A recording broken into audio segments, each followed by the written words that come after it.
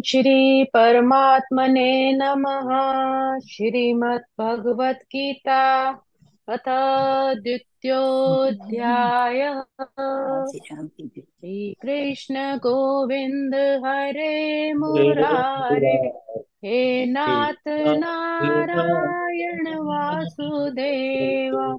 श्री कृष्ण गोविंद हरे मुरारे, हे हे नाथ नाथ नारायण वासुदेव। हे नाथ नारायण नारायण वासुदेव। वासुदेव। हे हे नाथ नाथ नारायण वासुदेव।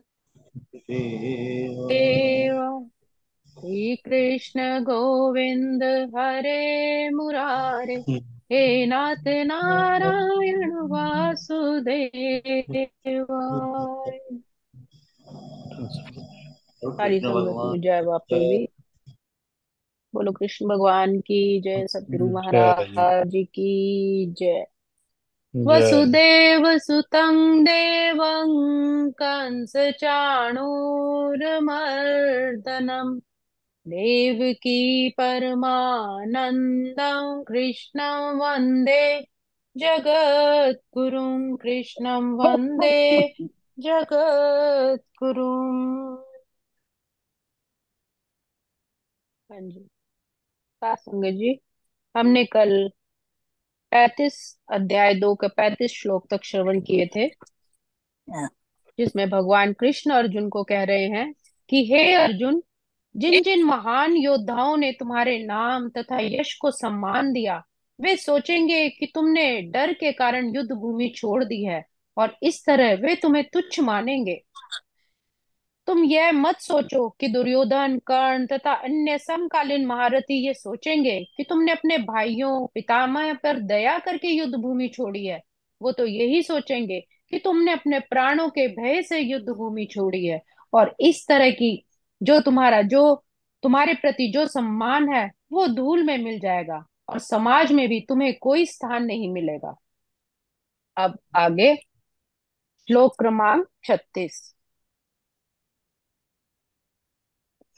अवाच्यवादांश्च बहून् वदिष्यन्ति तवाहिताः, निन्दन्तस्त्वं सामर्थ्यं ततो दुःखतरन्नु किम्। भगवान या अर्जुन को कह रहे हैं कि तुम्हारे शत्रु अनेक प्रकार से कटु शब्दों से तुम्हारा वर्णन करेंगे, और तुम्हारी सामर्थ्य का भी उपहास करेंगे। तुम्हारे लिए इससे दुखदाई और क्या हो सकता है। कहने का भाव है कि प्रारंभ में ही भगवान कृष्ण ने अर्जुन को ये इस प्रकार दया भाव दिखाने पर आश्चर्य हुआ था, और उन्होंने इस दया भाव को अनार्योचित बताया था कि इस तरह अपने शत्रु पक्ष पर दया भाव दिखाना उचित नहीं है।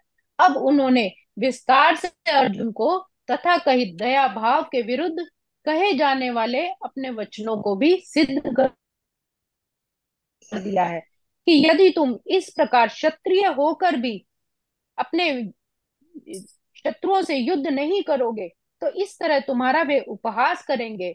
और एक क्षत्रिय के लिए अपनी इस तरह की सुनना वो ज्यादा दुखदाई हो सकता है।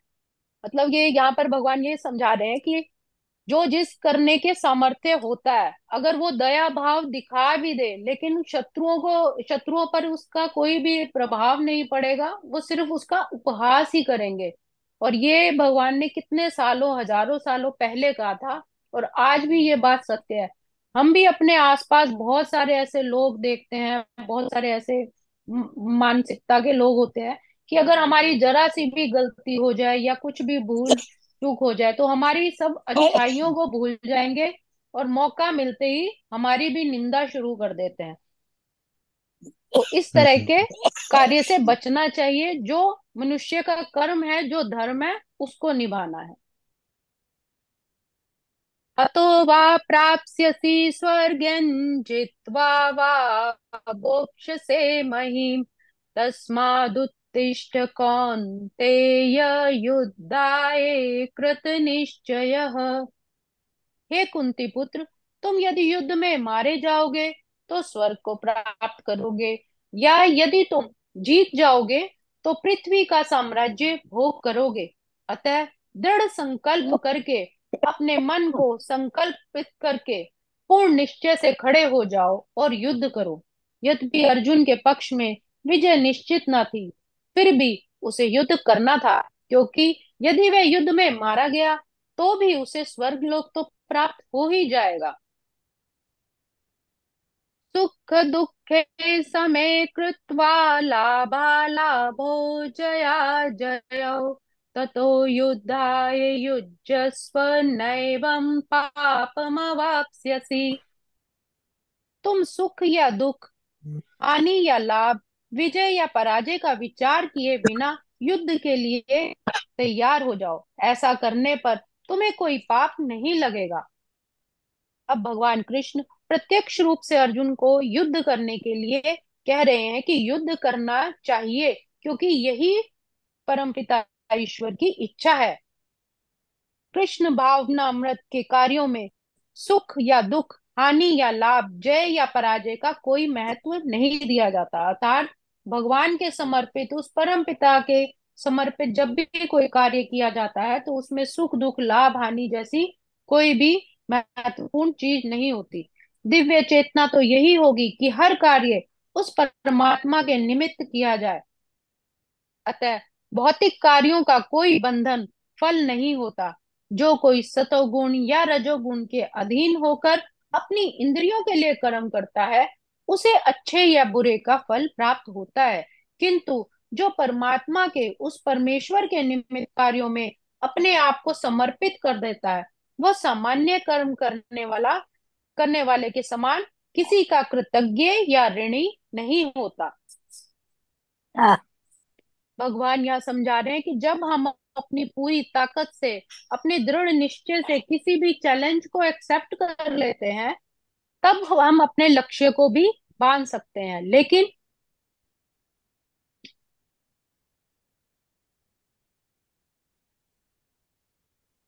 यदि हम पाप पर विचार करेंगे, तब हम यह कार्य नहीं कर सकते और हार जाएंगे तो निराशा ही हमें लगेगी। जिसने अन्य समस्त कार्यों को त्याग कर श्री कृष्ण की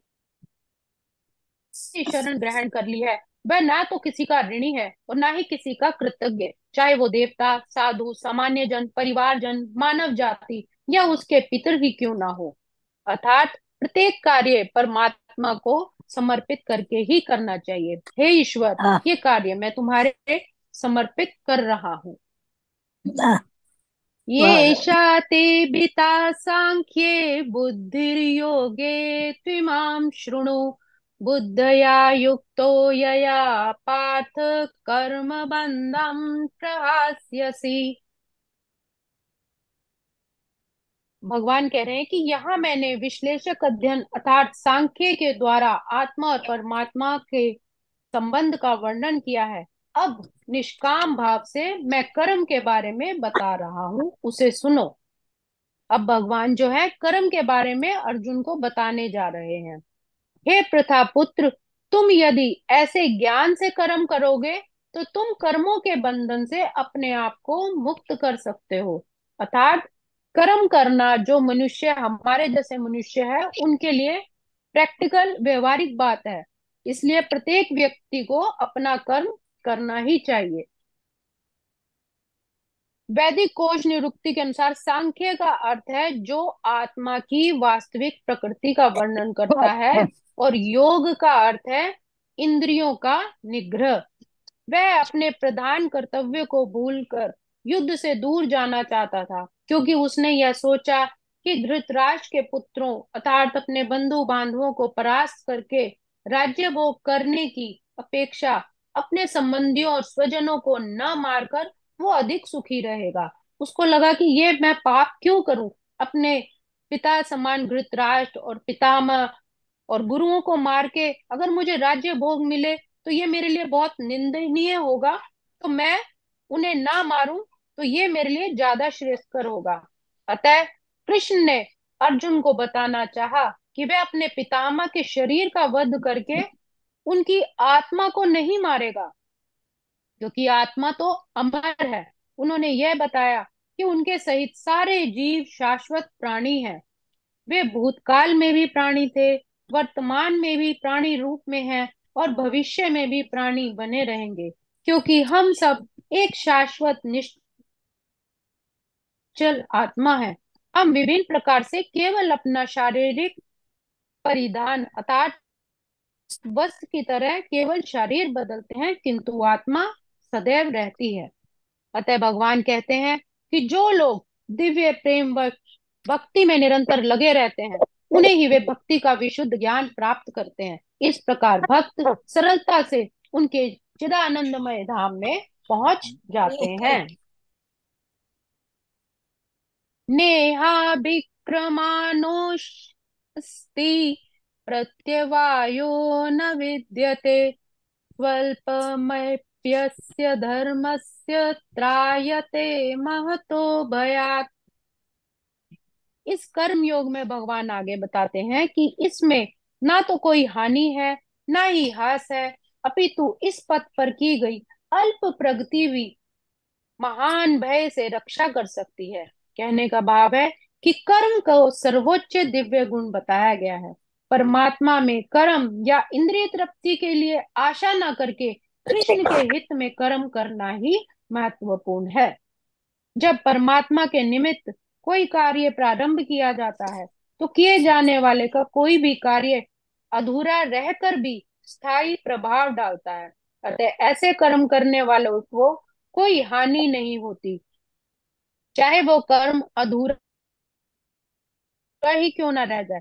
यदि कृष्ण भावामृत का 1% भी कार्य पूरा हो जाए, तो भी उसका स्थायी फल प्राप्त होता है। कहने का भाव है कि अगर परमात्मा के निमित्त होकर, उस परम परमेश्वर के निमित्त होकर हम कोई काम शुरू करते हैं, चाहे वो अधूरा ही क्यों ना रह जाए, फिर भी उसका फल मिलता ही है, क्योंकि हमने वो परमात्मा के निमित्त किया है। और अगर 1% भी कार्य पूरा हुआ, तो उसका स्थायी फल होता है और अगली बार वो 2% से कार्य करता है। यदि कोई अपना धर्म छोड़कर परमात्मा के लिए काम करता है और फिर काम पूरा न होने के कारण नीचे गिर जाता है, तो इसमें उसकी क्या हानि। और कोई यदि अपने भौतिक कार्यों को पूरा करता है, तो इससे उसको क्या लाभ। कहने का भाव है कि सारी अगर वो पृथ्वी जीत ले, धन कार्य धन कोठी बंगला सब कुछ बना भी ले, तो इससे दूसरे लोगों को कोई फर्क नहीं पड़ता। लेकिन अगर परमात्मा के निमित्त थोड़ा सा भी कार्य कर दे और अगर उसका कुछ पतन भी होता है, तो उसकी कोई हानि नहीं होती, क्योंकि परमात्मा सब देखते हैं। यदि कोई अपनी शाश्वत आत्मा को खोकर संपूर्ण जगत को पा भी ले, तो मनुष्य को इससे क्या लाभ।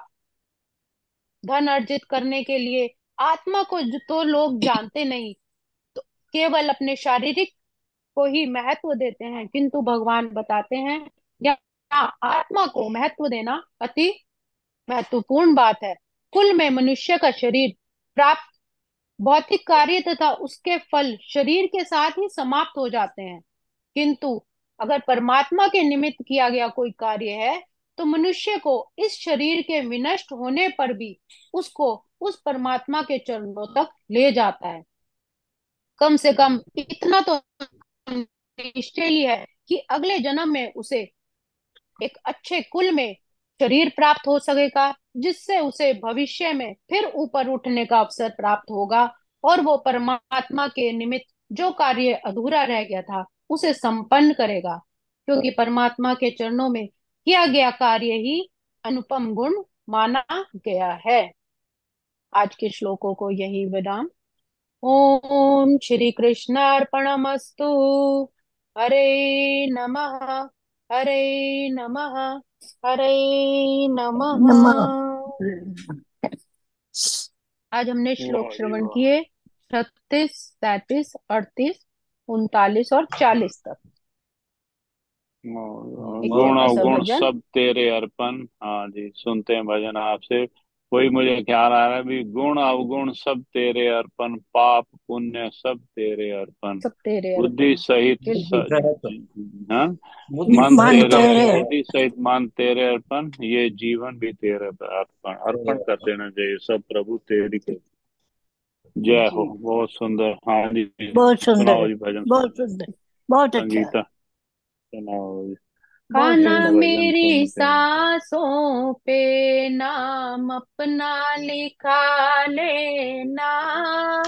खाना मेरी सांसों पे नाम अपना लिखा लेना। फिर जो जन्म लूं मैं, ओ फिर जो जन्म लूं मैं, मोहे मुरली बना लेना। गाना मेरी सांसों पे नाम अपना लिखा लेना। मेरी यही अर्जी है, आगे तेरी मर्जी है। रंगी जिस रंग राधा, रंगी जिस रंग राधा, उस रंग में रंगा लेना। गाना मेरी सांसों पे नाम अपना लिखा लेना। मैंने तुम्हें पलकों के पलने झुलाए हैं। सांवरे मोहे अपने, सांवरे मोहे अपने हाथों में झुला लेना। कान्हा मेरी सांसों पे नाम अपना लिखा लेना। दिखे तस्वीर तेरी कान्हा मेरी अखियों में, मुझे मेरी सखियों के, मुझे मेरी सखियों के तानों से बचा लेना। ना मेरी सांसों पे नाम अपना लिखा लेना। मोहे मोह माया की धूप न छू पाए, मोहे मोह माया की धूप न छू पाए। प्यारे पीतांबर की, प्यारे पीतांबर की छैया में छिपा लेना। कान्हा मेरी सांसों पे नाम अपना लिखा लेना। फिर जो जन्म लूं मैं, मोहे मुरली बना लेना, मोहे मुरली बना लेना। बोलो बाके बिहारी ये बिहारी लाल की जय। लाल की जय। मेरे सतगुरु महाराज राज की। की जय। जय बापू जी, सारी संगत जय बापू जी। जय बापू की, जय जय जय बापू बापू की जी। माधु। जय बाबा, जय बाबा।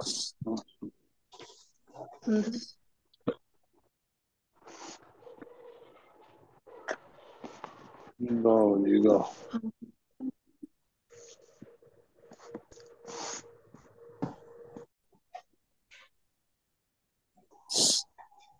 गाओ।